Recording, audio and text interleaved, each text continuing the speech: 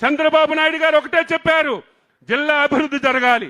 అభివృద్ధి జరగాలంటే పోర్టులు, హార్బర్లు రావాలని ఈ రోజు మా అందరికీ చైతన్యపరిచి 6-7 మాసాల్లోనే ఈ రోజు మూలపేట పోర్టు పూర్తి చేయమని చెప్పి ఆదేశాలు ఇచ్చారు. మేమందరం శరవేగంతో అది పూర్తి చేస్తున్నాం. ఇక్కడే గత ప్రభుత్వంలో ఒక హార్బర్ మంజూరు చేశారు. 250 కోట్ల రూపాయలు అవసరం ఉంటే 450 కోట్ల రేట్లన్నీ పెంచి మొత్తం దోచిపెట్టడానికి ప్రయత్నం చేశారు. దీనివల్ల చాలా నష్టపోతున్నాం.